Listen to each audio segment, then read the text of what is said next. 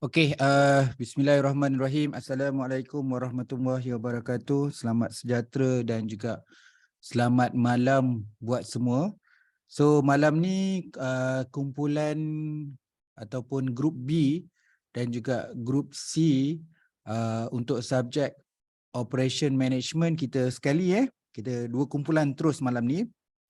So malam ni hari Isnin.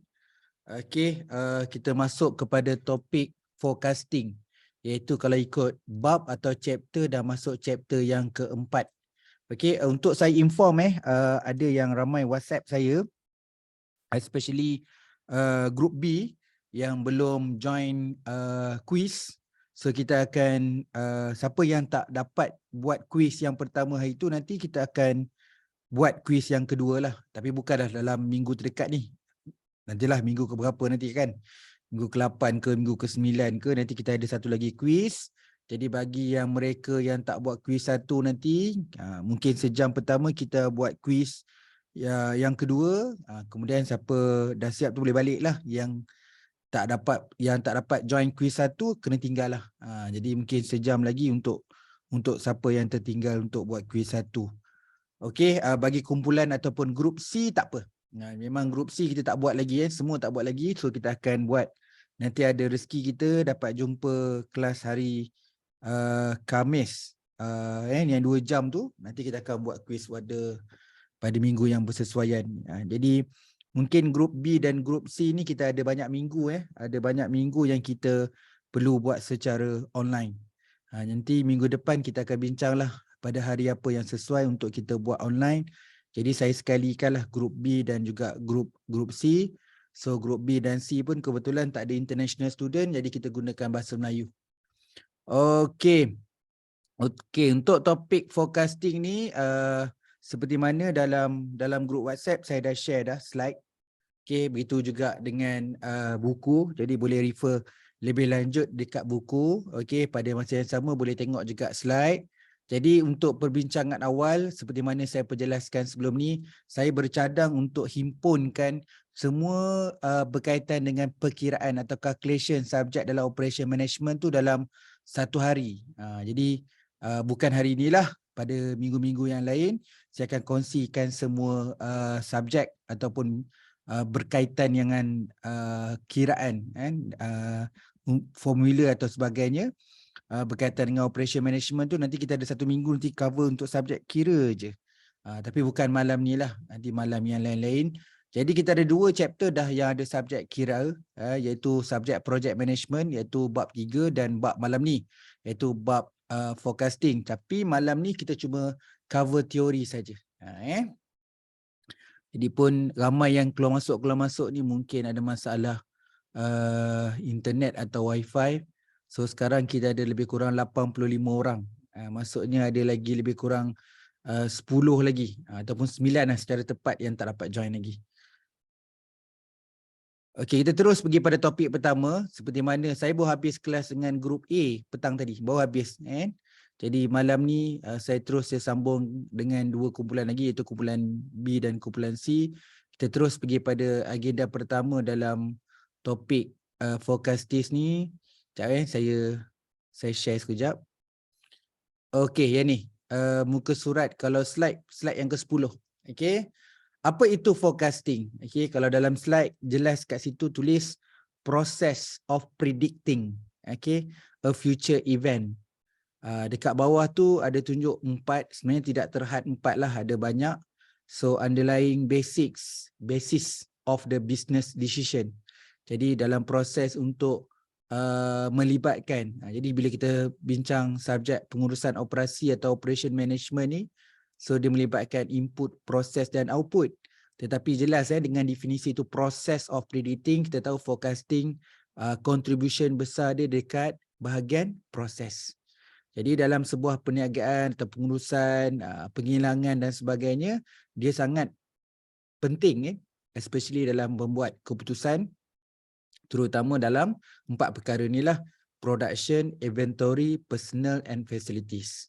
Okay, sangat penting Jadi kalau kita faham tentang subjek operation management ni, selain daripada kita mementingkan revenue selepas sale tolak cost, kita mementingkan dari segi waste, mengurangkan pembaziran. Jadi salah satu perkara yang kita buat dalam assignment adalah berkaitan dengan waste. Berkaitan dengan downtime. Okay, make sure downtime ni kena ingat lah kan. So nanti buat assignment pun downtime juga berkaitan dengan defects, overproduction, okay, not utilized, transportation, inventory, motion, extra processing, kan? So ada 8 perkara yang boleh menyebabkan peningkatan kos atau pembaziran tu kita kena tambah baik dan kita hapuskan lah. Jadi dalam peringkat, oleh itu dalam topik forecasting ni ada bahagian yang kita panggil dia adalah production. Jadi production memang sedikit sebanyak benda yang tu yang kita kena make sure lah. Okay, semua ada kaitan. Contohnya waiting time, proses masa kan. Jadi ada barang-barang yang memang kita tahu dia ada limited. Okay, ada barang-barang tu dalam konteks bermusim. Ada barang-barang tu memang terkawal. Contohnya barang-barang perubatan kan. Kalau kita tengok sekarang keadaan kita dekat Malaysia, bukan Malaysia sajalah, dekat luar negara, kalau kita pergi dekat klinik ada ubat yang tak ada. Kan? Ada kalau kita pergi klinik, maksudnya klinik swasta, kan? Kalau kita pergi dekat farmasi pun ada ubat-ubat yang tak ada. Yang ada pun yang kalau kata semua tak ada, farmasi tak ada, klinik tak ada, yang mungkin ada adalah hospital kerajaan. Hospital kerajaan pun mengkawal kuantiti itu. Jadi kalau kita dekat Tanjung Malim ni, dekat UPSI, kalau you ada klinik panel, kita kan ada UPSI, ada klinik panel, saya rasa kita tak boleh ambil ubat dah. Kita kena jumpa juga, masuk jumpa dengan doktor, so doktor akan investigate apa kekurangan ataupun kekurangan kesihatan kita nanti, so dia akan bagilah ubat yang bersesuaian. Jadi kalau pergi dekat kaunter ambil ubat dah tak boleh dah. Jadi kita tahu bahawa ubatan itu satu item yang tengah, orang kata tengah kurang sekarang ni dan dikawal. Jadi sedikit sebanyak forecasting production ni kita nampak macam kalau kita faham tentang demand and supply, jadi konsep dia sekarang ni demand tinggi tapi supply kurang. Jadi dia akan menyebabkan faktor-faktor lain lah. So kalau kita on behalf dalam syarikat atau kita ada owner dalam syarikat, forecasting ni memberi kesan pada kita. Jadi bila demand tinggi dan penawaran kurang, harga akan memberi kesan, harga akan jadi mahal. Jadi mungkin suatu masa nanti kalau kita nak cari Panadol je, kalau Panadol pun susah nak dapat, okay, memang cari satu kedai runcit, pergi klinik pun tak ada, pergi dekat hypermarket, supermarket pun tak ada. So tak pelik kalau kita biasa beli satu papan lepas ni, sekarang ni beli sebiji je. Sebiji pun harga dia RM10. Kan? Jadi disebabkan permintaan tinggi, penawaran kurang, jadi kos ataupun harga untuk satu unit tu jadi mahal. Jadi kalau kita mengurus sebuah perniagaan, takkan kita nak tanggung kos tu. Okey, kalau kita ada kilang, kita ada perniagaan yang mana kita ada material. Okey, permintaan tinggi tapi material jadi mahal. Sebab tu antara usaha dalam production ni, kita menjalinkan hubungan jangka panjang dengan supplier. So kadang-kadang kita ada buat perjanjian dan kontrak. Dalam kontrak tu jelas dia kena menyediakan bekalan kepada kita, material kita dengan kawalan harga, dengan harga yang diperjanjikan dalam masa 10 tahun ni, harga tu je harganya. Tak boleh nak naik dan sebagainya. Jadi bila kita tak ada buat hubungan atau jalinan dengan hubungan dengan supplier tu, mungkin harga tu boleh mudah untuk tidak terkawal lah, boleh naik dan turun dengan mudah. Jadi sebab tu kalau orang yang biasa dengan production, dia tahu bahawa perkara yang tertentu yang kita tak boleh nak kawal, okay, iaitu permintaan dan penawaran. Jadi sebab itulah usaha sama dilakukan.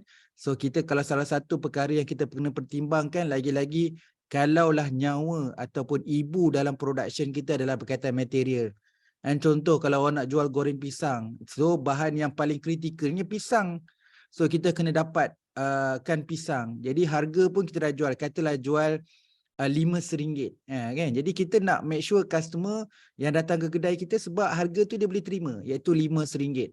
Jadi kalau tiba-tiba yang membekalkan pisang dengan kita tu naik harga, So dia akan menjejaskan lah.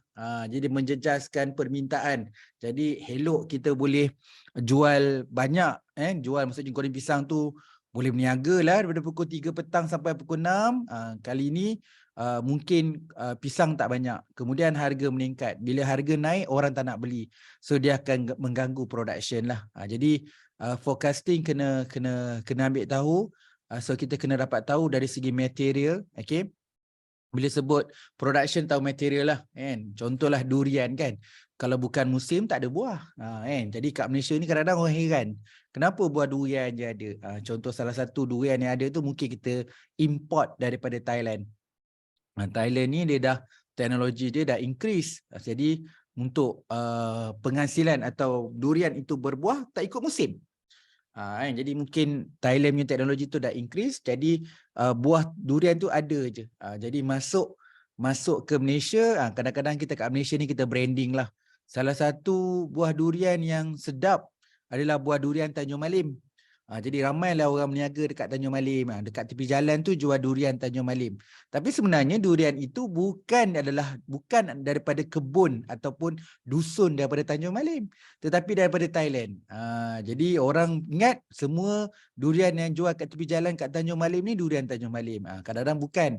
Jadi kadang-kadang kita ni kadang tengok durian, durian Tanjung Malim ni. Kena tengok juga sebab orang yang berniaga tu berniaga dekat Tanjung Malim, tetapi belum tentu buah tu daripada buah Tanjung Malim. Okey, jadi banyak perkara yang kita kena pertimbang lah kan. Ada setengah production tu, contoh macam durian tadi ada bermusim. Ada yang kadang-kadang material kita ni susah nak kawal kan, harga naik turun macam minyak kita lah kan.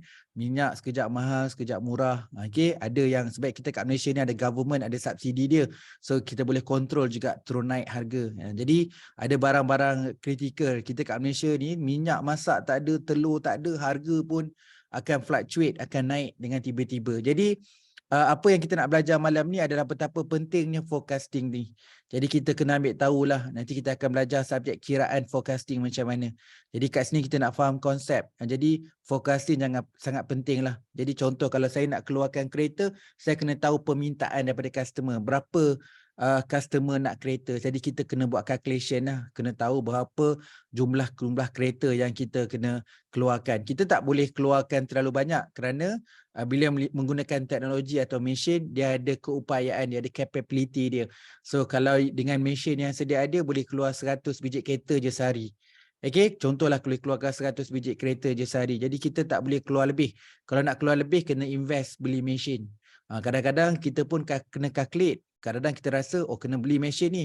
Tapi kadang-kadang permintaan tak menentu. Ada masa tinggi, ada masa rendah. Nanti kalau tiba-tiba permintaan rendah, tiba-tiba kita tak fully utilize mesin pula. Mesin ni kalau tak guna pun menjadi rosak. Jadi dalam kes ni, kalau mesin tu jadi aset, kita kena hitung betul-betul. Betul-betul boleh maximize ke kalau kita invest tambah lagi mesin. Jadi itu perkara-perkara yang akan memberi kesan lah kepada kita punya forecasting supaya forecasting kita menghampiri accurate lah. Kita tahu forecasting kalau boleh jadi tepat, alhamdulillah lah, rezeki lah. Tapi yang paling tepat adalah kita kena buat forecasting untuk meramalkan kalau dari segi kuantiti, berapa kuantiti yang diperlukan. Kalau dari segi kelebihan atau manfaat pun kita kena prediktif lah. Okay? Itu berkaitan dengan production. Okay, yang kedua adalah berkaitan dengan inventory. Okey, inventory ni adalah kuantiti. Dia biasanya isu tentang kuantiti. Tak cukup kan, ataupun terlebih. Jadi inventory ni biasa kita bincang dalam production adalah just in time. Dan kita mengeluarkan kuantiti yang diperlukan oleh permintaan daripada customer, daripada klien. Jadi inventory dia banyak sebab. Okey, kita simpan barang terlalu banyak pun nanti barang nak jadi rosak, akan jadi defect. So dia akan meningkatkan cost. So sebab tu kita kena buat forecasting. Lagi-lagi bila kita nak melibatkan kuantiti ni, kita kena fokus berapa exactly kuantiti yang diperlukan. Sebab tu tak boleh lari kan, keterkaitan antara production dan inventory ni sangat penting. Jadi kalau kita salah calculate, salah fokus dekat production, akan memberi kesan kepada inventory. Inventory ni antara benda yang kalau kita nak faham, dia menyebabkan satu kos yang tak patut kita tanggung. Disebabkan kita tak boleh mengawal, contohnya overproduction, inventory jadi melimpah. elok daripada bahan mentah sampailah bahan siap. Okey, sebab inventory ni ada yang barang raw, ada yang barang yang kita kata dah separa, ada yang dah siap. Jadi semua benda tu tak boleh dikeluarkan dalam kilang contohnya. So dia menjadi beban kepada warehouse untuk menyimpan. So menyimpan ni kadang-kadang dengan part menyimpan ni kadang-kadang ada kos dia, kos sebabkan oleh kerosakan. Kan kos dia macam performance ataupun kebolehgunaan dia menurun dari segi efisiensi dia. Keberkesanan dia menurun. Jadi ingat inventory dan production ni sangat penting. Jadi kita dalam bahagian ini, contohlah unit yang paling kena check adalah unit berkaitan dengan customer lah ataupun marketing. Kena measure, kena analisis, menentukan berapa yang jumlah yang diperlukan. Dan keupayaan kita, kalau kata guna mesin atau guna manusia, keupayaan manusia secara maksimum dapatkan berapa. Ingat kalau kita selalu ingat kalau item tu kalau rosak, defect, cost. Ingat kalau manusia MC pun cost. Kan kita elok ada manpower ada 10, seorang pula MC, dah tinggal 9. Jadi menyebabkan 9 orang tu kena berhempas pulas. Dengan kekurangan satu manpower, kita kena kerja lebih masa atau kerja lebih tenaga. So bila kita dah bekerja lebih tenaga, mungkin kualiti atau performance tu akan menurun sedikit. Okay, kemudian berkaitan dengan personal. Okay, dia ada banyak. Bila sebut personal ni ada berkaitan dengan daily lah. Jadi kadang-kadang benda yang kadang-kadang bila sebut forecasting ni ada dua bahagian. Satu adalah fluctuate, turun naik. Yang kita kena tahu keadaan, contohnya permintaan customer akan turun naik. Okay, ada antara perkara yang kita tahu benda itu kita boleh standardizekan dia. Contohnya fix. Kita boleh forecast nak gunakan, okay, satu hari pakai 7. Okey, jadi kalau sebulan 30 kali 7. Kalau dalam setahun berapa? Ada perkara-perkara tertentu yang kita boleh standardizekan penggunaannya, kuantitinya. So kita kena tahu dia akan guna by daily usage. Jadi kita dapat tengok berapa kali gunalah. Contohlah kita kan. Contohlah kalau you beli ubat gigi. Jadi you gosok gigi katalah 4 kali sehari, pagi, lepas tu tengah hari, lepas tu petang, lepas tu malam. Katalah 4 kali sehari. Jadi you pun tahu sekali guna ubat gigi itu banyak mana. Jadi satu hari itu maksudnya 4 kali penggunaan banyak mana ubat gigi. So berapa lama boleh tahan? Sebulan ke 2 bulan dan sebagainya. So benda tu memang kita boleh measure lah. Kita boleh measure dan kita akan gosok gigi selama setahun setiap hari. Jadi setiap hari 4 kali. So kita boleh predict lah. Jadi ada bahagian-bahagian tertentu yang forecasting yang kadang-kadang kita cuma formulasikan saja. Ada yang kadang-kadang forecasting ni kita tak tahu, kita cuba yang terbaik ikut trend. So kita tengok kesan dia sama ada turun ataupun naik. Begitu juga dengan facilities. Okey, ada banyak benda yang kita nak bincang tentang forecasting ni. Dari segi penggunaan dia lama dan sebagainya. Contoh je macam handphone sekarang ni. Handphone ni sebenarnya sekarang ni dia punya kebolehgunaan dia agak lama. Yalah, tak bolehlah lawan dengan telefon dulu kan. Telefon dulu tak banyak elektronik, cuma ada call dengan call dengan message je. So memang ketahanan dia lama. So sekarang ni dah ada macam-macam, ada kamera dan sebagainya. Jadi ketahanan sebuah handphone tu tak sekebal yang dahululah. Jadi kadang-kadang kalau telefon tu boleh tahan selama 7 tahun atau 6 tahun.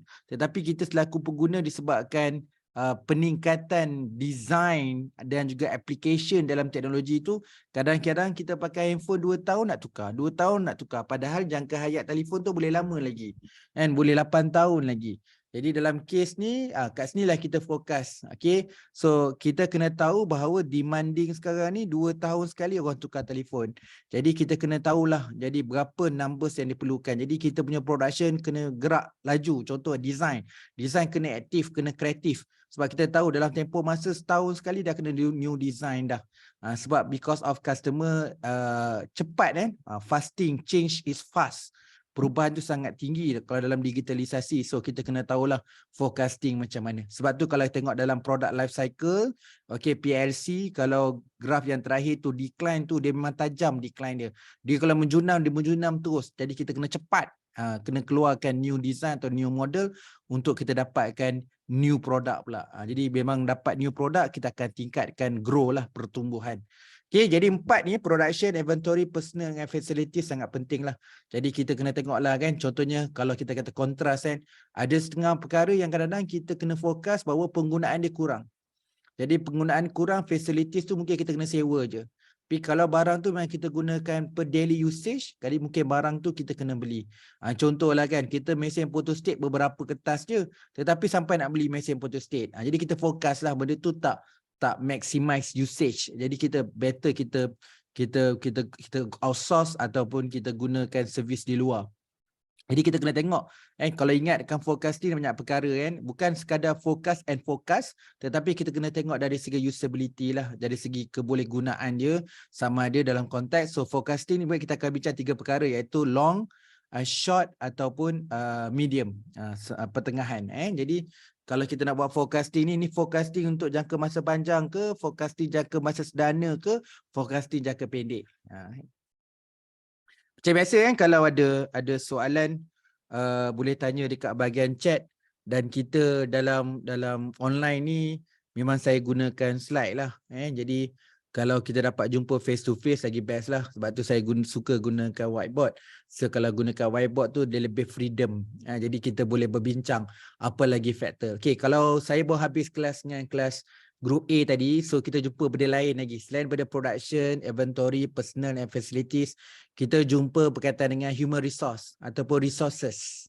Kita pergi resources je lah resources. Okay, dia sumber. Contohnya dekat Malaysia ni, kita ada sumber-sumber yang makin lama sumber tu jadi terhad. Ataupun saya silap, jadi dah tak ada dah sumbernya. Jadi kalau forecasting ni, kalau sumber tu tak ada, atau sumber tu dah mula limited, dia punya forecasting kita tu dia akan, kalau dari segi harga akan jadi mahal lah.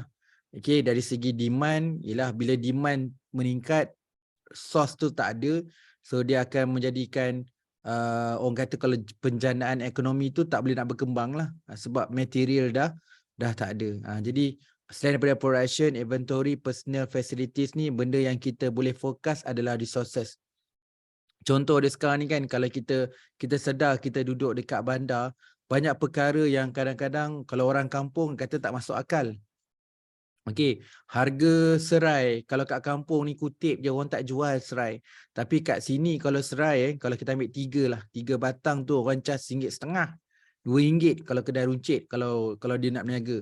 Okey, jadi sebenarnya benda tu serai senang je tanam. Cucuk je kan tumbuhlah dia.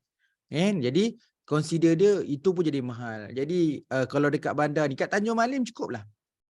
Dan kalau kita makan hari sayur contohnya, pucuk paku, apa lagi, pucuk ubi ke, kangkung ke, sekali kita makan nasi, nasi letak ayam contohnya atau ikan, lepas tu kita letak sayur, baru kita perasan rupanya kita makan pucuk ubi, kangkung dengan pucuk paku tu RM5 harga dia. Lagi mahal daripada ayam. Kita ambil ayam pun RM4, rupanya kena bayar RM10.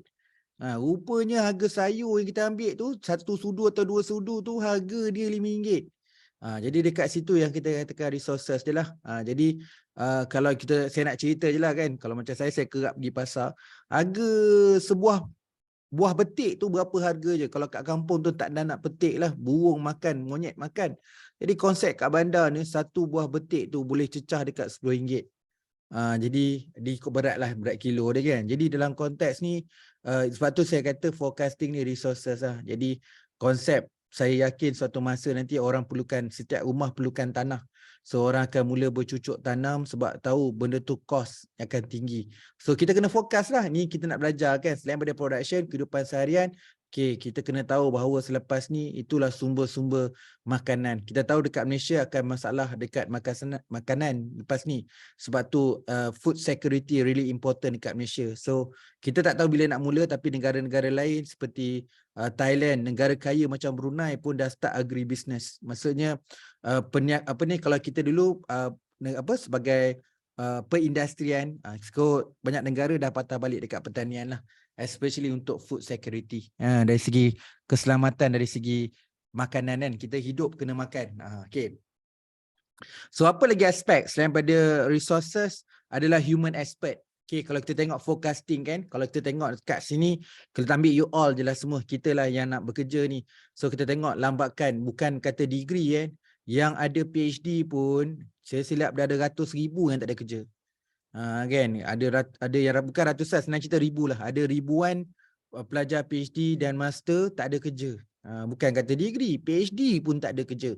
Jadi kat sini kita kat Malaysia ni bukan kata tak ada expert, ramai expert. Contoh doktor. Tapi doktor tak serve dekat Malaysia, tapi doktor serve dekat UK, kat Australia. Jadi antara yang kita boleh predict, bila kita study tentang prediktif salah satu adalah human expert, ada professional punya bidang, contoh macam doktor ataupun lecturer yang banyak bagi servis dekat luar negara.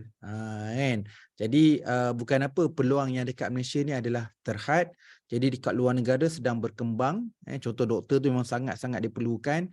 Dan kita pun memang kita tahu orang Malaysia ni bagus belajar medisin. Jadi memang kalau diorang sukalah ambil daripada pelajar daripada Malaysia ni untuk jadi doktor kat negara diorang. Okay. Apa lagi selain daripada human expert yang kita tahu tentang keperluan. Okay, kita tahu tentang resources, memberi kesan. Okay. Yang ketiga adalah digital. Sekarang ni digital. Jadi banyak sekarang ni. Saya merasakan tadi bicara dalam kelas lah, kita sembang-sembang ni kan. Saya merasakan lepas ni lecturer pun short. Maksudnya kan universiti tak perlukan jumlah pensyarah yang ramai. Jadi kalau kita nak belajar macam sekarang ni, tengah nak belajar operation management forecasting kan, tak perlu ambil pensyarah macam saya ni. Kena kurangkan, kena buang beberapa orang pensyarah. So mungkin kita boleh belajar secara digital. Jadi maksudnya benda-benda ni kita boleh rakam dekat YouTube ke dan sebagainya supaya orang hanya kita bagi link daripada pelajar dan pelajar boleh buat self learning. Okay, jadi pengurangan pensyarah boleh dikurangkan. Jadi contoh kerja dekat bahagian human resource. Jadi kenapa kita nak perlukan banyak manpower? Kenapa nak perlukan ramai pekerja? So ada part-part yang kita boleh systematic kan, jadikan sistem, jadi macam auto generate. So tak payah lagi orang nak kira gaji. So semua computerized dah buat. So tak payah lagi nak susun jadual untuk latihan. Computerized boleh identify apa keperluan latihan yang diperlukan. Jadi pengurangan manusia, penglibatan pekerja sebagai manusia akan dikurangkan. Jadi itu antara benda-benda yang kadang-kadang kita kena belajar tentang forecasting untuk melihat peluang. Untuk melihat peluang kan. Jadi kita sebagai yang akan meneruskan, you all lah meneruskan kerjaya masa depan, harus mengidentify, mengenal pasti peluang. Jadi salah satu senjata atau tools untuk mengenal pasti peluang adalah kita menjalankan peramalan ataupun forecasting ni. Okay. Okay, yang ni saya sentuhkan tadi. Saya sentuh sikit yang kat sini slide secara spesifik. Kita ada forecasting time horizon. So kalau time horizon ni biasanya ada dua lah. Dia panggil time horizon cross sectional. Cross sectional tu pendek. So kita ada longitudinal panjang. Tu basically bahasa lain lah. Tapi kalau dalam bahasa production kita akan pecah pada tiga lah. Kita ada short range forecast, kita ada medium range forecast, kita ada long range forecast. Saya rasa semua orang dah tahu kalau kata short ni kurang daripada setahun ataupun kurang. Okay, macam ni lah, up to 1 year, generally less than 3 months. Ini pun tak ada yang fix lah. Tapi kalau kita faham short tu bawah daripada 12 bulan ataupun setahun. Okay, kemudian medium kita boleh kata setahun lah, setahun hingga 3 tahun. Setahun hingga 3 tahun, itu medium. Kalau long, 3 tahun lah, 3 tahun ke atas. Kadang-kadang kita kata 3 hingga 5 tahun. Okay, kita tengok point yang bawah daripada short dulu. So dia berkaitan purchasing, berkaitan dengan purchasing, pembelian. So pembelian kan kita tak boleh beli lama sangat kan. So dia mungkin akan hilang quality wise. So benda yang short range ada job scheduling. So benda-benda yang kita boleh improvise, kita kena make change. Kita boleh buat dalam masa setahun ni. Workforce level, job assignment, production level. So yang ni memang kita boleh tengok lah. So kita boleh gunakan short range forecast lah. Dalam masa yang singkat kita boleh measure benda tu. So kalau kita tengok medium range, apa yang kita boleh measure, contoh sales and production planning, budgeting. Jelah, orang kalau kita buat budgeting pun kan, kita tak buat hari-hari. Kita buat setahun sekali, setahun 2 kali, ataupun nak buat 4 bulan sekali atau 3 bulan sekali. Okay, ini yang lama lah, new product planning. So kita kena merancang, memperkenalkan satu produk baru. So biasanya ni bukan kerja saya 2 hari lah. So ni melibatkan long term lah kan. Dari segi facilities, location, R&D.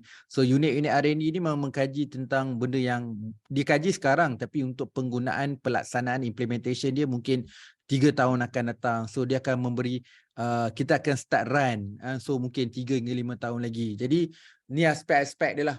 So forecasting ni bukan hanya forecasting yang melibatkan perkara yang lama, tetapi ada juga yang medium, ada juga yang short range. Jadi sangat penting bila you cover tadi, bila cerita tentang underline forecasting dalam business yang kita sebut tentang production, inventory, personal, facilities.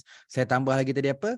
Resource, kemudian tambah human expert, tambah lagi digital. Bila cerita tentang semua 7 perkara itu, kita kena relatekan bahawa 7 perkara itu keterkaitannya dengan time horizon, sama ada pendek ataupun sederhana ataupun panjang, long range forecast. Okey, ini ada penerangan lagi, detail, distinguish, difference lah. Jadi kalau tanya saya, dia very simple je. So dalam buku ni cuma cerita tentang general, tapi kita kena faham bila kita nak buat peramalan atau forecasting, memang kita kena fikirkan dalam situational dia, sama ada jangka masa pendek, sederhana atau panjang. Okey, kesemuanya akan membantu dalam membuat keputusan. Dia bergantunglah dengan kaedah apa yang kita guna.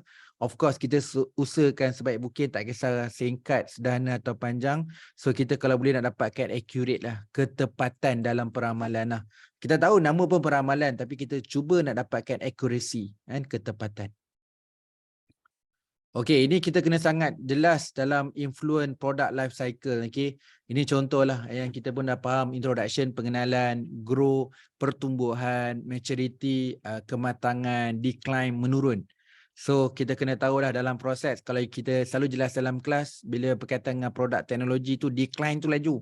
Sebab tu R&D tadi, R&D kena get ready. Walaupun hari ni dah keluar produk baru, R&D dah buat kerja dah. Okey, kita walaupun produk kita baru keluar hari ni, pihak R&D dah kena fikirlah. Sebab bila produk baru tu memang dia akan enter ke market, so dia akan bertumbuh, dia akan mature. Tapi bila kita decline je, kita dah ada backup, dah ada new product items yang kita boleh launch. Jadi sangat penting kalau macam saya, memang bidang saya ada R&D. So orang lain seronok dengan menikmati new item atau new product sekarang, tapi kami dah bekerja lah untuk ke depan lagi, apa yang patut kita nak keluarkan bila sampai menurun. Sebab ada orang menurun secara perlahan-lahan, ada menurun secara menjunam.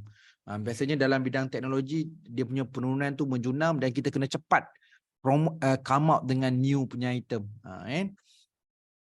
Okey, ini product life cycle lah. Sekarang tengok kan, kita ada introduction, grow, maturity, decline. So yang ni pun saya rasa, kalau product life cycle ni kan, saya dah belajar dah daripada sekolah menengah lagi. Tingkatan 1 dah belajar dah kemahiran hidup.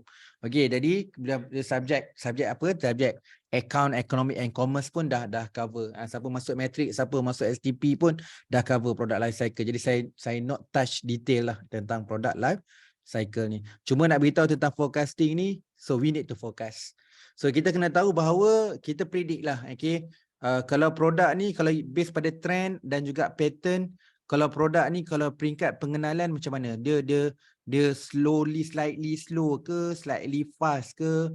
Okay, bila peringkat pertumbuhan dia laju ke? So kita kena tahulah. So kita kena tahu, kita kena kawal, kita kena monitor kita punya produk or services dekat introduction, berapa lama, berapa panjang, and pertumbuhan betapa tingginya atau berapa lamanya. So maturity, lagi-lagi kat maturity lah. So maturity nampak tu long production run. So yang paling lama lah, kalau kita kata kita dalam keadaan yang selesa lah, keadaan yang maturated, maksudnya dekat market kita control, semua orang refer produk kita, so kita sustain. So maturity tu ada bahagian yang sustain lah. So dekat sini ada yang saya sebut je lah, nak berbincang pun kita make it short je, sebab saya tak nak ulang terlalu banyak berkaitan dengan product life cycle. Saya percaya subjek lain pun banyak cover PLC. So product design and development critical ialah peringkat pengenalan, stage yang betul-betul kita kena buat. Frequent product and process design change. Kat sinilah peringkat pengenalan ni kan. Peringkat yang kita buat pilot test, kita buat peringkat initial nak enter dekat market. Short production run memang slow lah kan. So peringkat ni memang kadang-kadang kita nak try test error kan. Jadi memang kat sini cost yang tinggi lah. So pulangan belum dapat return yang baik, tetapi nak buat come out dengan new product tu, banyak investment kena buat lah, and kena covered, cost covered, and so limited attention of quality. Okay, dah peringkat grow. Grow ni kira macam waktu yang kadang-kadang paling best lah dalam business flow. Dekat bahagian grow ni yang paling best lah. Maksudnya dekat bahagian ni kita dapat high demand, Okay, buyer pun ramai, customer pun dah meningkat. So dia make it fast selling lah. So revenue pun dah start increase and increase and increase. So ni forecasting critical product and process reliability, competitive product improvement, increase capacity, shift toward product enhanced distribution.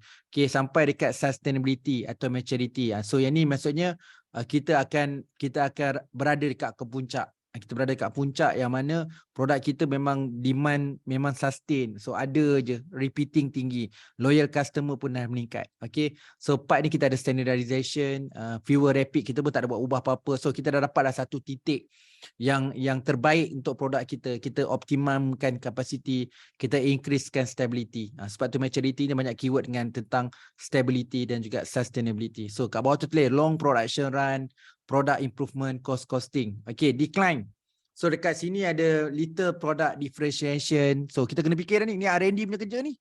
So bahagian-bahagian R&D kena fikir dah. So kita kena buat produk baru, kita kena bezakan produk kita, kita kena improve, kita kena reducekan and cost, over capacity. So kita nak make use, kita nak multiple, kita nak perluaskan pasaran. Prune line, we eliminate items. So mana-mana perkara yang kita tak perlu kita buang, mana part yang kita boleh tambah baik, mana boleh tambah baik, part mana yang boleh add value, kita add value, reduce capacity. Okay. Okay, ni saya tak sebutlah. Okay, yang ni antara perkara yang kita kena tahu type of forecast lah. Okay, so kalau kita tahu tentang nature dalam external environments ni, kita ada politik. So kat sini tak sebut kan, tapi saya boleh kata juga selain daripada ekonomik, teknologi dan demand, kita berkaitan dengan political juga. So forecast ni berkaitan politics. So ni kan macam sekarang ni kan, kalau yang ada berkaitan dengan election, tak berani sekarang ni nak keluarkan more production, sebab konsep dia macam tak tahu apa yang berlaku lepas 19 hari bulan ni. Lepas election kan 20 hari bulan jadi macam mana. So ada yang mengambil yang ambil play safe. Lagi-lagi yang banyak berurusan dengan government lah. Mungkin government bertukar ataupun kekal. Jadi kita tak tahu. So kat sini orang ambil berjaga-jaga bila dia berkaitan dengan politics. Okay. Lagi-lagi pula berkaitan dengan ekonomi. Ekonomi Malaysia ni agak fragile. Kat Malaysia ni kalau for example lah kan, mata wang kita, currency kita ataupun saham kita, kalau electionnya dia akan memberi kesan, biasanya jatuh lah. Sebab tu kalau consider dia, kalau politik kita tengok kat Malaysia ni, tak tahulah benda tu fluctuate kan kalau berlaku, tapi biasanya masa election harga jatuh. So agak kita boleh kata Malaysia pun dipengaruhi oleh politik. Jadi sebenarnya politik ni sangat kuat. Bukan Malaysia je, negara mana-mana pun bila berlaku election ke, peperangan ke, permasalahan, dia akan memberi kesan kepada mata wang. Okay. Alright. Jadi politik, walaupun tak ada kat sini, boleh pertimbangkan politik. Okay, ekonomi. For sure lah ekonomi. So kita kena tahu apa kekuatan kat Malaysia. So Malaysia ni sekarang ni mungkin kalau dekat pertanian kita ada kelapa sawit dan getah. Okay. Tapi kita dari segi keseluruhan, dari segi keperluan hidup, contoh beras kita tak cukup. Gandum kita pun tak cukup. Ini semua kita import. Okay? Kita mengharapkan sumber alternatif yang boleh kita import tapi kita boleh export juga. Contoh macam saya sebutlah kelapa sawit. Nak jadikan rezeki, kelapa sawit memang high demand dan memang dia punya pricing dia memang tinggilah kan. So minyak kelapa sawit macam-macam dia punya fungsi. Okey, jadi ekonomi forecast memang sangat penting dengan keadaan inflation yang sekarang ni.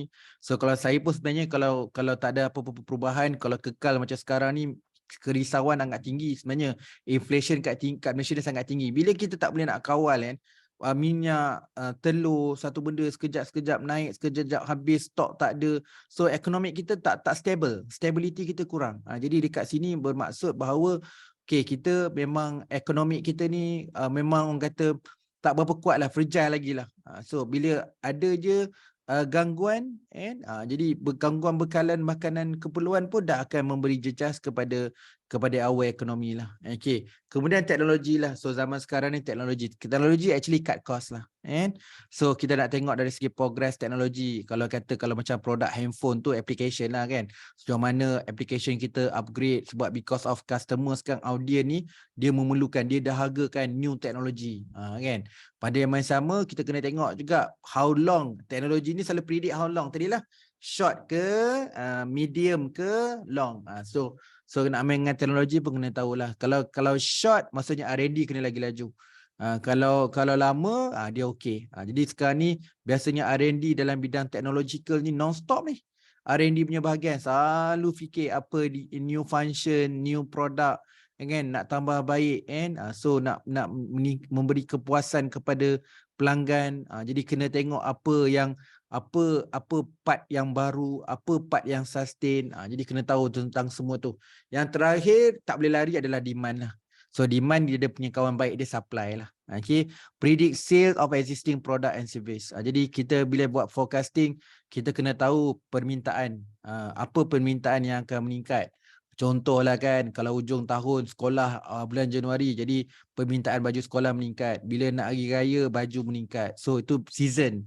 So demandnya ada banyak. Ada demand yang daily. So demand contohnya macam tiba-tiba kan. Bukan nak jadikan cerita, kita ambil logik yang dalam keadaan sekarang ni, dengan election ni sebabkan kes COVID naik. Jadi kalau tengok dekat kalau you perasan, kalau you perasan lah, sekarang ni kalau dekat farmasi nak cari emas pun kurang.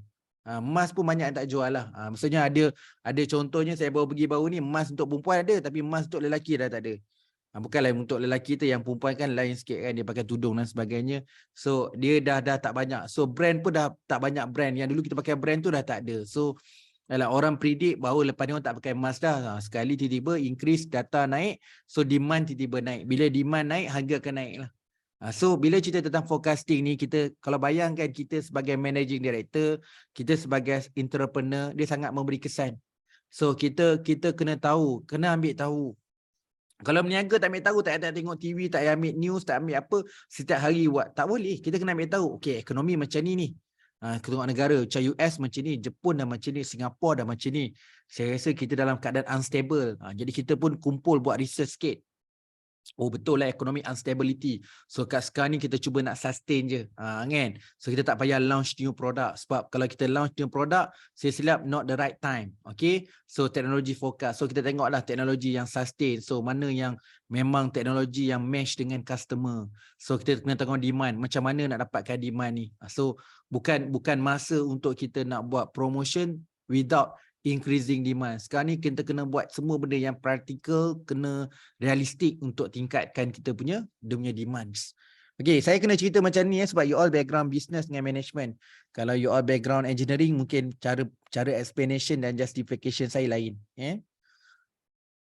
Okey, ini ada kaitan yang kena ambil tahu jugalah bila kita buat forecasting, strategic importance or supply chain management. Awal-awal tengok definisi pun dah jelas kan. Forecasting adalah berkaitan dengan processing untuk future event activity. Kita buat predictive, predictive untuk future events. Okey, supply chain management, good supplier. Sebab tu penting. Sebab tu supplier ni dia supplier je, kita yang bagi dia job. Ingat, dia pegang material. Kalau dia pula ada very good material, kita kena pegang dia. Kena ada buat supplier development, supplier relationship, kita kena buat kontrak dengan dia. Advantage in product innovation. Lagi-lagi kalau kita tahu bahawa bukan kita saja memikirkan innovation, tapi supplier kita pun memang ke arah innovation. Okay. So memang dia tahu nak care regarding, kita ada isu. Supplier pun tahu bahawa kita yang kita pun nak minimizekan cost, dia pun nak minimizekan cost. So dia macam winning agendas lah. Jadi masing-masing faham dengan kita punya operation. Jadi cost memang kita punya, orang kata, benda pertama lah kita kena tengok. Ada orang kata sales, bagi saya cost. Betul lah, kalau tak ada orang nak beli mana dapat profit kan. Tapi it's something like basically orang yang berniaga ni dah fikir dah mesti akan dapat sales. Tapi of course sales mesti minimumkan cost. Okay. Jadi supply chain memang agenda. So bila kita cerita tentang forecasting, memang dalam kepala akan set supply chain. So orang akan tengok dekat material, orang akan tengok kat proses, orang tengok kat output. So orang akan tengok. So supply chain automating align with the forecasting. Okay, number 2, human resource. Kita sebut tadi. Saya kata expert resource. Jadi human resource sangat penting dalam forecasting. Yelah, dia melibatkan cost. Berapa lagi, kalau contoh nak measure kan, kalau kata kawan kita ada company kan, kita nak boleh measure dia, kita boleh sebut how many employees. So kalau bilangan pekerja dia ramai, maksudnya business dia stable. Kan? Kalau macam, kalau dia kata, saya ada kawan saya, dia kata berniaga biasa je. Saya tanya, but how many staff? So dia kata ada 200 plus. So kalau 200 plus is something like dia punya company stable. Memang stable lah. Jadi konsep dia kalau setakat untung 100,000, hire staff ramai, tak balik modal. Kan? Jadi untung dia mungkin dekat 1 million lah per month. So because you need to pay a salary dekat all the employees. So training. Itu pun kena tahulah kan, benda something yang contoh saya selalu sebut minggu lepas ke 2 minggu lepas saya sebut. So kita dalam proses operation ni, nama dia kita nak maintain machine. So nama dia maintenance. So maintenance ni salah satu benda yang menjadi kerisauan kita bila kita invest new machine, new technology, nama dia autonomous maintenance. Maksudnya kita selalu kata tak apa, beli mesin dulu nanti kita belajar kendian. Tak boleh. Sepatutnya kita kalau ambil mesin tu, kita dah tahu dah mesin ni siapa yang expert dia, siapa yang tahu mengendalikan mesin tu, siapa yang tahu tentang maintenance mesin ni. So apa yang berlaku kat mesin ni, kita ada person in charge, expert yang tahu benda tu. Itu contoh yang kita kata forecasting. Okay, jadi contoh kita pun forecast. Banyak kita spend a money bila hire new recruit, kita buat recruitment, new staff, kita nak kena send training kan. Walhal kalau dia dah train, dia dah ada kursus, ada sijil itu sebelum join the company, kita boleh cut cost dah. Jadi kat sini sangat penting lah. Nowadays saya baru cakap dalam kelas tadi, saya tak kata yang pentingnya social media dan sebagainya. Kita tahu social media penting, tapi bukanlah saya kata kita nak mengkiblatkan social media, tapi you kena logik, ambil positive side. Memang kalau you sekarang ada social media account, so memang numbers of follower tu sangat penting. Okay, because of we know that. So kita ambil pekerja baru, katalah semua yang employee, semua fresh grad. So salah satu yang mungkin kita pertimbangkan, kita akan tanya dia punya social media. For example, Insta, you dah ada berapa ramai followers. So very simple, kalau dia dah ada million dan something like that. So bila kita ada produk, dia boleh spread produk tu. So dia boleh kita dapat kita free review lah, staff yang review our own product lagi baik lah. So kalau sebaliknya lagi jahanam lah. Bayangkan own staff kritik our product, lagi teruk lah. Kalau macam tu, kalau saya ada company, our staff cerita pasal buruk tentang produk, kita buang dia lah. Sebab very significant punya information kalau datang daripada staff ni. Jadi kita tak perlu simpan staff yang memburukkan tentang produk. So implication to customer memang tinggi. So aspek-aspek yang bila nak buat forecasting kena tengok aspek supply chains. Okay, dari segi supplier relationship, advantage, product innovation, cost, human resource, hire, training, recruitment lah, laying of workers. The last one is capacity. Okay, capacity is represent on the shortage can result in undependable delivery, loss of customer, loss of market share. Okay, contoh kena faham Jadi ambil satu mudah lah. Ada kita nak contohlah you nak buat bisnes basikal contohnya. Bisnes basikal. Okay, kita ada banyak supplier termasuk local dan international. Okay, kalau kita dapat order, katalah you nak pasang basikal, dapat tempahan 100 basikal, nak kena siap, nak kena supply minggu depan dalam masa 7 hari for example. Tapi you kena sedar, komponen basikal tu, contoh body dia, kita import daripada Japan. Dan Japan tu kalau kita order pun, shipping daripada Japan nak sampai kat Malaysia mengambil masa 2 months. Okay, jadi kat sini you kena fokus. Okay, kena fokus something like ni. Macam orang buat pre-order lah kan. Ambil order, so kita akan beritahu kat sini barang akan sampai dalam masa 2 bulan setengah. Jadi kita pun kena tengok kontrak kita. So memang predict 2 months, tapi kalau jadi apa-apa mungkin dia bagi extra 15 days atau 2 weeks. So kita ambil lah. Kita pun nak pasang pun nak ambil dekat Westport dan sebagainya. Kena sampai lori, kontainer sampai dekat our shop, lepas tu nak pasang kan. So kita ada berapa delay ataupun kita perlukan dia requirement untuk tengok proses daripada sampai ke pasang. Jadi dekat sini kita kena tahu bahawa ada bahagian-bahagian yang kita kena predict. So alang-alang nak dah tahu boleh forecast, kita boleh tahu order daripada Japan tu banyak. Tapi kena ingatlah kalau order dekat Japan tu mungkin akan memberi implikasi. Contoh pricing. So order banyak-banyak tiba tak habis guna. Padahal next year punya price down, turun harga. Ataupun you predict besi naik. Jadi sekarang ni kita beli basikal sekarang lah. Tahun depan mungkin harga makin naik. So basikal dah makin mahal. Jadi kalau tanya saya betul, kalau tanya saya benda material macam basikal, motor dan kereta mungkin orang terlepas pandang. Mungkin dekat enjin itu mungkin mahal. So market value tu memberi kesan. Tapi kena ingat kereta tu ada material. Kereta dulu lagi bagus daripada kereta sekarang sebab besi dulu solid. Sekarang ni besi dah mix. Okay, besi sekarang pun mungkin dah pakai orang kata untuk shaping, untuk dapatkan design yang cantik. So dia pakai soft atau light punya besi, metal yang soft. So dulu punya, contohlah kita kat Malaysia dulu, kalau tanya saya lah, saya kerja kat Prodoa dulu, the Kelisa tu best model tu, kereta tu keras tu besi tu. Jadi itu the last version of the Prodoa car yang pakai metal from Japan. So kalau ada Cleaser tu simpan lah elok-elok sebab memang body dia solid. So lepas cleaser, for example Myvi, so body dah tak solid. So kita dah mix lah, kita tak pakai Japanese punya metal dah. Kita pakai Korean. Okay, bukan kata Korean tu tak bagus kan. Korean bagus untuk shape, nampak shape cantik tapi dia soft. Dia tak kuat macam cleaser lah. Tapi of course lah in term of consumption minyak kan. Of course lah bebanan kan, badan yang berat memang perlukan tenaga yang kuat. Jadi bila macam cleaser tu, kenapa saya kata best model, dah lah berat tapi minyak jimat. Itu yang kata formulasi yang good formula. Sepatutnya kereta yang berat makan minyak, tapi how that we are actually use the balance of the technology and the bebanan itu sebenarnya ada cara untuk rotate supaya minyak pun cantik. Dalam kes ni lah. Contoh besi. So banyak lagi. Kalau tanya saya, besi memang recycling lah. Kalau contohnya dekat Malaysia ni ada satu factory, bukan satu lah, beberapa factory yang menanggung kos untuk recycling. Contoh recycling kan? Recycling. Jadi kita fokuskan ni, kenapa factory kat Malaysia ni ada masalah dekat recycling. Jadi kalau ada bahan-bahan chemical, bahan-bahan metal, dia buang. So nak buang bahan besi tu, kita nak keluarkan bahan besi, kita nak hantar kat satu tempat pelubusan tu kos.